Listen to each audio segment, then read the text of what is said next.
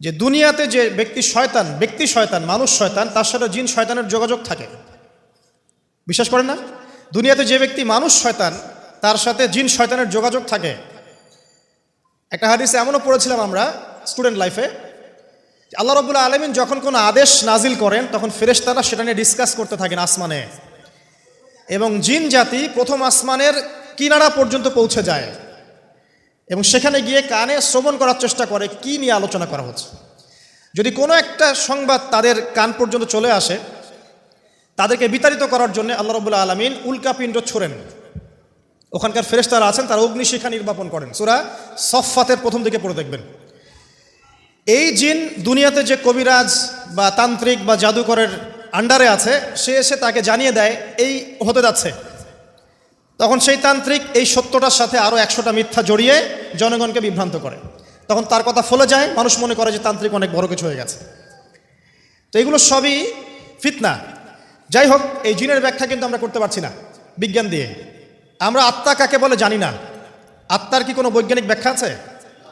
স্বপ্ন দেখি মাঝে মাঝে আমরা, স্বপ্ন সত্য হয়। অনেক সময় অনেকের স্বপ্ন সত্য হয়, কোরআন তার সাক্ষী।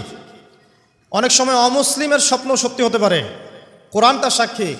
ইউসুফ আলাইহিস সালাম জেলখানায়, মনে আছে? দুজন ব্যক্তি স্বপ্ন দেখলেন, একজন শরাব পান করাচ্ছেন মনিবকে, আরেকজনের মাথার মধ্যে রুটি, এখান থেকে পাখি রুটি খেয়ে চলে যাচ্ছে। এই দুজন ব্যক্তি কিন্তু মুসলিম নন। তারপরে ইউসুফ আলাইহিস সালাম বললেন, একজন নিষ্কৃতি পাবে এবং তার মালিককে সে শরাব পরিবেশন করবে, সে মুক্ত হয়ে যাবে সামনেই, অচিরেই। আরেকজন ব্যক্তি তোমাকে শুলদণ্ড দেওয়া হবে, তোমার মাথার মধ্যে যে মগজ আছে এটা পাখি এসে খেয়ে ফেলবে। কুদি আলামর, এটা হয়ে গেছে, এটা আল্লাহর পক্ষ থেকে ফয়সালা। তাহলে এই স্বপ্ন মিথ্যা ছিল না সত্য? তো এই স্বপ্নের বৈজ্ঞানিক কি ব্যাখ্যা আছে? বিজ্ঞান কি এই পর্যন্ত যেতে পারবে? নাই। অতএব সব কিছুর বৈজ্ঞানিক ব্যাখ্যা খুঁজতে হবে না।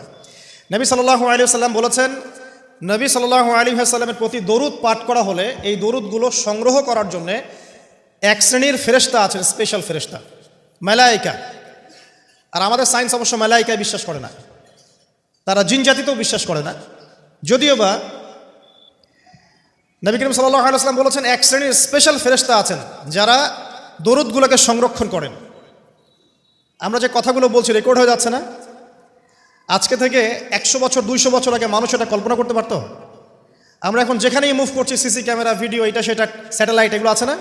আজকে থেকে 300 বছর আগে মানুষ এগুলো বিশ্বাস করতে পারতো? আজকে থেকে 1000 বছর আগের কোনো মানুষকে বলেন যে স্যাটেলাইট দিয়ে পুরো বিশ্ব নিয়ন্ত্রণ করা যায়, সে বলবে যে পাগল, তার মাথায় ঢুকবেই না স্যাটেলাইট কি জিনিস। ঠিক একইভাবে আল্লাহ পাকের জ্ঞান হচ্ছে লক্ষ কোটি কোটি বছর আগের, চির নতুন, চির প্রাচীন, চির আধুনিক। এই জ্ঞানের ঊর্ধ্বে কারো জ্ঞান নয়।